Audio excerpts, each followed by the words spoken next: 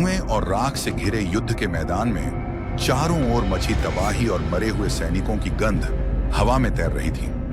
धरती खून से लाल हो चुकी थी और देवी के क्रोध की अग्नि पूरे पर्वत को जलाने पर उतारू थी। युद्ध का नजारा इतना भयावह था कि हर जीव, चाहे वह पक्षी हो या जानवर, भय से थरथराने लगे थे। पर्वत की चोटी पर देवी की आंखों से निकलते अग्नि के तेज ने आसमान तक को काला कर दिया था। इसी बीच एक चीख आसमान चीरते हुए गूंजती है, जिसने सारी सृष्टि को एक पल के लिए थमा दिया। ये वही क्षण था जब देवी कालिका चंड और मुंड को मारकर देवी अंबा के सामने उनके कटे सिर लेकर प्रस्तुत होती हैं। लेकिन इससे पहले कि वे कोई शब्द कह पाती, अचानक एक अज्ञात रहस्यमयी शक्ति आकाश से प्रकट होती है। यह क्या था और क्यों सब कुछ एक पल के लिए ठहर सा गया? महर्षि मेधा ने राजा सुरथ और समाधि वैश्य को आगे की कथा सुनानी शुरू की। उन्होंने कहा, धूम्रलोचन की हार और मृत्यु के बाद शुंभ निशुंभ का क्रोध 7वें आसमान पर था। वे अपने मंत्रियों के साथ गुप्त कक्ष में बैठे थे, लेकिन उनके चेहरे पर चिंता की गहरी लकीरें साफ नजर आ रही थीं। शुंभ ने अपने अनुचर चंड और मुंड की ओर देखा और क्रोधित स्वर में कहा, धूम्रलोचन को मारने की हिम्मत उस स्त्री में कैसे हुई? उसे अब सबक सिखाना होगा। चंड, मुंड, जाओ और उस स्त्री के सिंह को मार दो, ताकि वह निहत्थी हो जाए और उसे खींचकर मेरे दरबार में लाओ। अब समय आ गया है कि वह जान पाए कि असुरों से टकराने का अंजाम क्या होता है। चंड और मुंड दोनों दानव भयावह हंसी हंसते हुए सेना तैयार करने लगे। उनकी आंखों में क्रूरता और घमंड की चमक थी। उन्होंने अपने विशाल सेना को साथ लेकर पर्वत की ओर कूच किया, जहां देवी अपनी साधना कर रही थी। जैसे ही वे पर्वत के पास पहुंचे, आकाश में बादल घिरने लगे और हवा में अजीब सी गूंज सुनाई देने लगी। चंड ने मुंड से कहा, यह साधारण स्त्री नहीं है, उसकी शक्तियों को कम मत समझना, लेकिन इस बार हम उसे उसकी ही चाल में फंसाएंगे। मुंड ने सहमति में सिर हिलाया। इस बार वह नहीं बच पाएगी। पर्वत के शिखर पर साधना में लीन देवी अंबा को चंड और मुंड की योजना की खबर हो चुकी थी। उन्होंने अपनी आंखें खोलीं और उनके भीतर से एक अद्भुत तेज प्रकट हुआ। आसमान में बिजली की गड़गड़ाहट और चारों दिशाओं में फैली प्रकाश किरणें उनकी उपस्थिति का आभास देने लगी। देवी ने सोचा, यह समय है जब मेरे भीतर की शक्तियां प्रकट होंगी। देवी ने एक मंत्र उच्चारित किया और उस मंत्र की शक्ति से उनकी माया से योगिनियों का प्राकट्य हुआ। हर एक योगिनी शक्ति देवी का आत्मस्वरूप थी, शत्रु को नष्ट करने के लिए उत्पन्न हुई अद्भुत शक्तियां। देवी ने अपनी माया से उन योगिनियों को आदेश दिया, असुरों के इस आतंक को समाप्त करो। जैसे ही योगिनियां युद्ध भूमि में उतरी, चंड और मुंड की सेना हक्की बक्की रह गई। असुरों को चारों ओर सिर्फ एक ही स्वरूप दिख रहा था।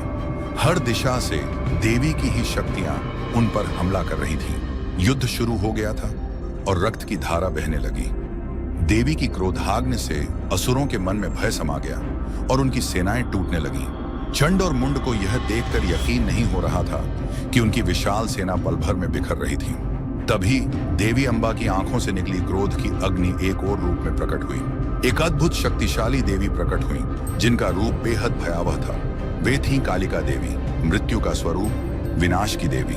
कालिका देवी ने रणभूमि में ऐसा संहार मचाया कि असुर सेना में हाहाकार मच गया। हर दिशा में कालिका का रौद्र रूप था। उनके हाथ में खड्ग और मुख से निकली विकराल हंसी ने सारे असुरों को भयभीत कर दिया। उन्होंने एक पल में हजारों असुरों का संहार कर दिया। चंड ने अपनी सारी शक्ति समेटकर देवी की ओर धावा बोला। उसने अपनी तलवार से देवी पर वार करने की कोशिश की, लेकिन देवी ने उसे अपनी दिव्य शक्ति से रोक दिया।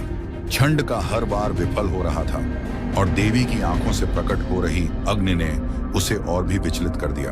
अचानक देवी कालिका ने एक हाथ से चंड का वार रोका और दूसरे हाथ से उसकी गर्दन पर खड्ग से ऐसा वार किया कि चंड का सिर धड़ से अलग होकर धरती पर गिर पड़ा। असुरों का एक और सरदार रणभूमि में धराशायी हो गया। मुंड ने अपने भाई को गिरता देख देवी पर बाणों की वर्षा शुरू कर दी। वह क्रोध और भय से बौखलाया हुआ था, लेकिन उसके सारे बाण देवी तक पहुंचने से पहले ही राख हो गए। तब देवी ने अपने हाथ में भाला उठाया और उसे सीधे मुंड की ओर फेंका। भाले की गति इतनी तीव्र थी कि मुंड के शरीर को भेदते हुए वह धरती पर गिर पड़ा। उसकी मृत्यु हो चुकी थी और देवी ने चंड मुंड का अंत कर दिया था। चंड मुंड के कटे सिर लेकर देवी कालिका अंबा के सामने पहुंची। उनके मुख पर संतोष और विजय की चमक थी।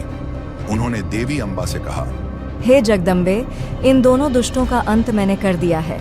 अब शुंभ निशुंभ का वध करने का समय आ गया है।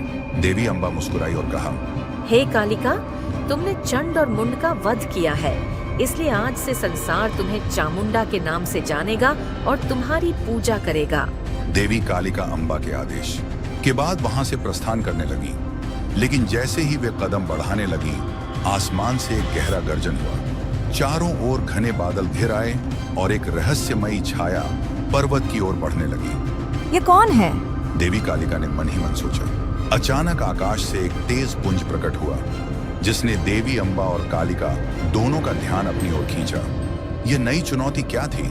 क्या यह कोई नई शक्ति थी या शुंभ निशुंभ की कोई खतरनाक योजना? आकाश में प्रकट होती इस रहस्यमयी शक्ति ने सबको हैरान कर दिया। इस नई चुनौती का सामना कैसे होगा? क्या देवी इस अनजान शक्ति का सामना कर पाएंगी? और क्या शुंभ निशुंभ अपनी अंतिम योजना में सफल होंगे? अगले एपिसोड के लिए तैयार रहें। यह देखना दिलचस्प होगा कि देवी के सामने कौन सी नई चुनौती आ रही है। अगले एपिसोड में और भी रोमांचक मोड़ और खतरनाक लड़ाइयों का इंतजार कर रहा है।